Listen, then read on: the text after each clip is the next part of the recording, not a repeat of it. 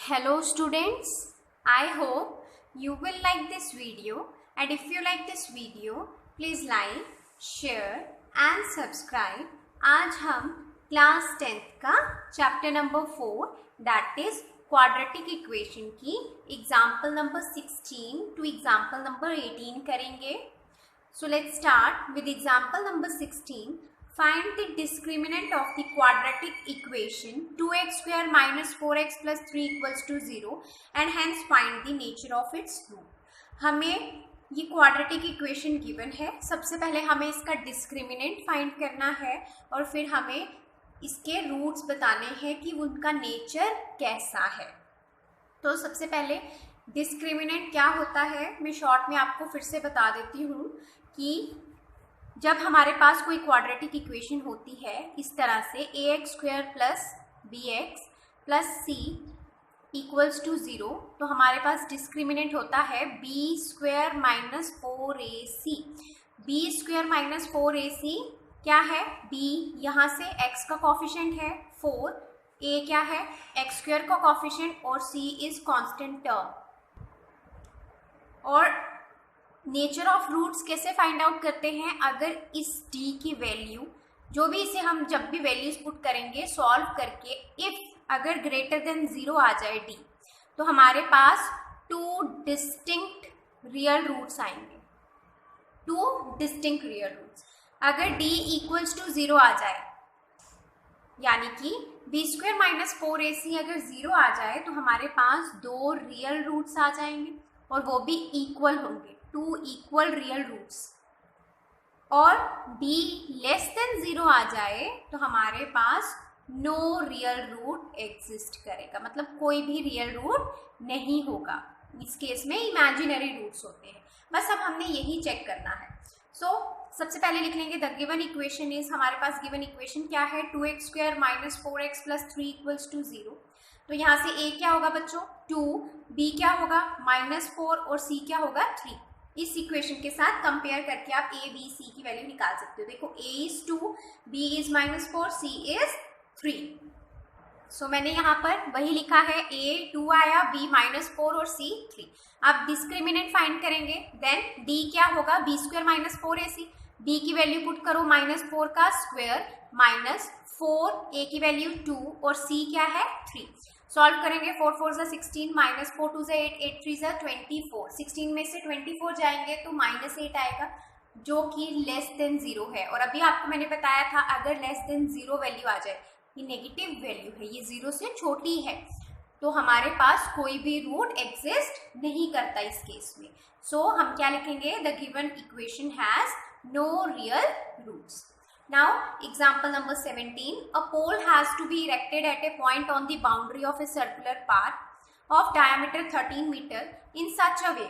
एक पोल हमें लगाना है एक सर्कुलर पार्क में इस तरह से कि उसका जो डायामीटर है उस सर्कुलर पार्क का वो 13 है. तो ये डायामीटर हो गया. In such a way that the differences of its diameter from two diametrically opposite fixed gates A and B on the boundary is 7 meter.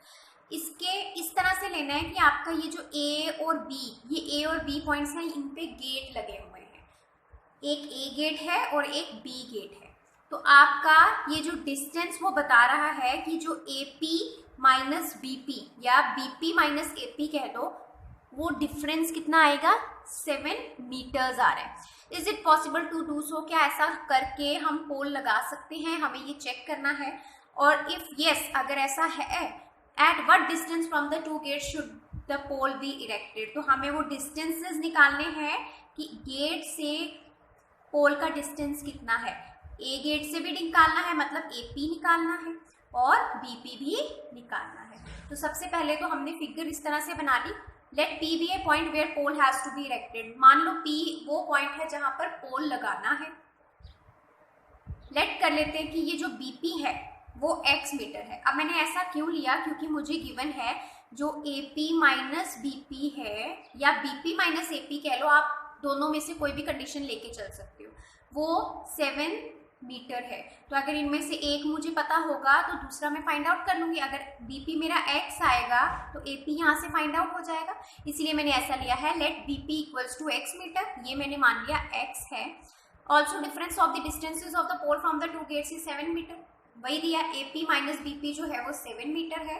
Then AP minus BP equals to 7 meter, इसका क्या मतलब हो गया, AP की जगह AP लिखा, BP की जगह मैंने x लिख दिया, बीपी मैंने x माना है इक्वल्स टू 7 मीटर। यहाँ से एपी फाइंड आउट करना होगा तो x दूसरी साइड भेज देंगे, प्लस का हो जाएगा x प्लस 7 मीटर बन जाएगा। तो हमारे पास एपी भी आ गया x प्लस 7 मीटर, ये x मीटर हो गया और ये x प्लस 7 मीटर हो गया। अब बच्चों पोल हमें सीधा ही खड़ा करना होता है, तो यानी कि 90 डिग्री एंगल बनाता है वो ग्राउंड के साथ। तो ये आपको क्लियरली दिख रही है, एक राइट एंगल ट्राइंगल बन रही है जहाँ पर ये हाइपोटेन्यूज है, ये बेस है और ये परपेंडिकुलर है। तो हम यहाँ पर पाइथागोरस थ्योरम लगा सकते हैं, और हमारी पाइथागोरस थ्योरम क्या कहती है कि जो हाइपोटेन्यूज का स्क्वायर होता है वो base square plus perpendicular square के इक्वल होता है। हम वही यूज करेंगे अब यहाँ पर। नाउ ए बी हमें पता है 13 मीटर है।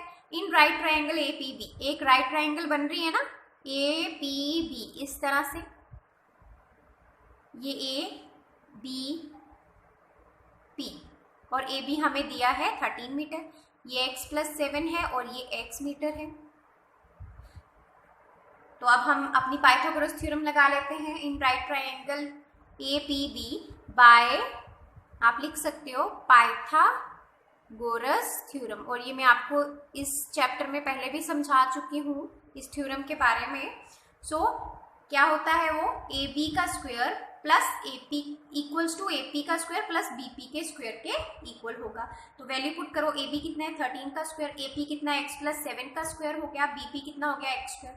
सॉल्व करेंगे, यहाँ पर आइडेंटिटी लगाएंगे a प्लस बी का होल स्क्वायर, तो क्या होती है वो identity a square plus twice A B, twice a क्या है x और b क्या है 7, 2 7 सा 14x ये लिखा मैंने, और 7 7 सा 49 वो भी लिख दिया। हम आगे पीछे भी लिख सकते हैं, प्लस एक्स स्क्वायर।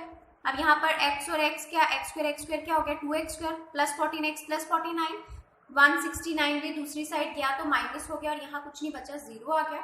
तो यहाँ पर क्या बन गया 2x square plus 14x plus minus minus 120 equals to 0। यहाँ से 2 कॉमन आ रहा था, मैंने 2 कॉमन ले लिया, x square plus 7x minus 60 equals to 0 हो गया। 2 दूसरी साइड जाएगा तो 0/2 0 ही हो जाएगा। तो हमारे पास ये इक्वेशन बन गई। अब हम इसे क्वाड्रेटिक फॉर्मूला लगा के सॉल्व करेंगे।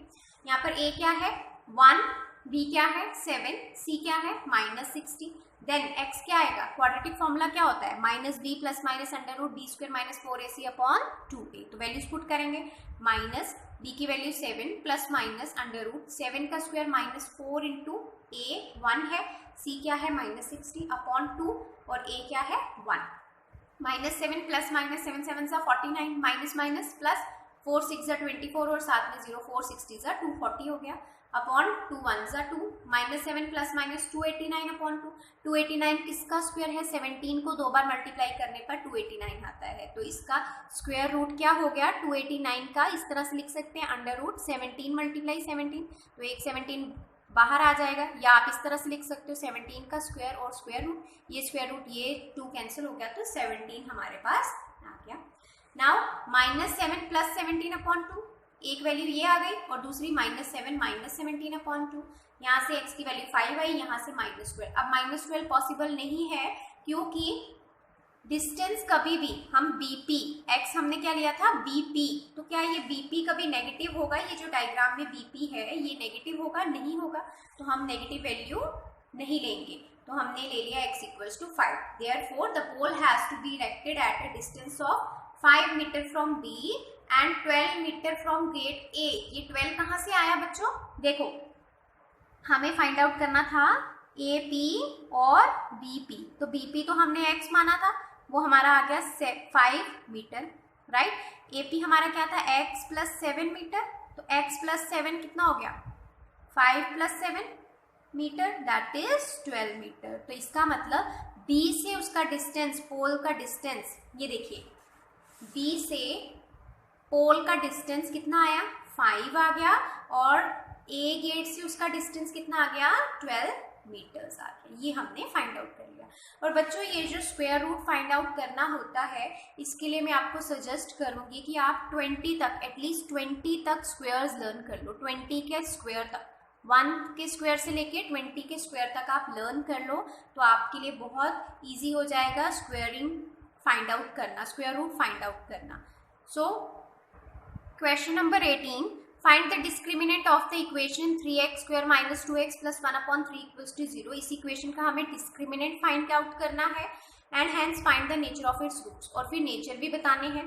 Find them if they are real, और अगर रियल रूट्स आते हैं तो वो हमें रूट्स फाइंड आउट भी करके बताने हैं। सबसे पहले लिख लेंगे the given equation is this. यहाँ पर a क्या है 3, b क्या है -2 और c क्या है 1/3। डिस्क्रिमिनेंट क्या होता है, b स्क्वायर माइनस 4ac, तो b की वैल्यू डाली, -2 का स्क्वायर -4, a की वैल्यू 3, c की वैल्यू 1/3। यहाँ से 3 और 3 कैंसिल हो गया, 4 2 2 जा 4 -4 इक्वल्स टू 0। डिस्क्रिमिनेंट 0 आ जाए तो मैंने अभी आपको पिछले क्वेश्चन में समझाया था कि d अगर 0 हो तो हमारे पास 2 इक्वल रियल रूट्स आते हैं। तो इसका नेचर क्वेश्चन में पूछा है, find the nature of its real root, तो इसका नेचर कैसा है, 2 equal real roots are form. तो अब हमें, उन्होंने कहा था कि अगर रूट्स एग्जिस्ट करते हैं तो हमें फाइंड आउट भी करने हैं, तो अब हम रूट्स फाइंड आउट कर लेते हैं। हमारे पास क्वाड्रेटिक फॉर्मूला क्या होता है, x equals to -b plus minus under root b square minus 4ac/2a। ये क्या बन गया, इक्वल्स टू माइनस b की वैल्यू -2 प्लस माइनस, देखिए यहाँ से वैल्यू पुट कर रहे हैं हम, a b c की वैल्यू, b का स्क्वायर कितना हो गया, यहाँ पर हमने b square minus 4ac find out कर लिया था, क्या था 0, तो मैंने डायरेक्ट इसकी जगह 0 ही डाल दिया, अपॉन 2 इंटू a क्या है 3। अब क्या बना, minus minus plus 2 plus minus 0/6, तो दो वैल्यूज आ गई, एक बार 2 प्लस 0/6, एक बार 2 माइनस 0/6, 2/6 दैट इज 1/3। तो देखिए दो इक्वल रियल रूट्स आए, दोनों सेम रूट्स हैं, दो आए हैं हमारे पास रूट्स, तो हम लिख लेंगे therefore the roots are 1/3 and 1/3। So with this आपकी इस चैप्टर की एग्जाम्पल्स खत्म होती है। सो वीडियोस को लाइक और शेयर करना ना भूलें और चैनल को सब्सक्राइब ज़रूर करें। Thank you so much friends.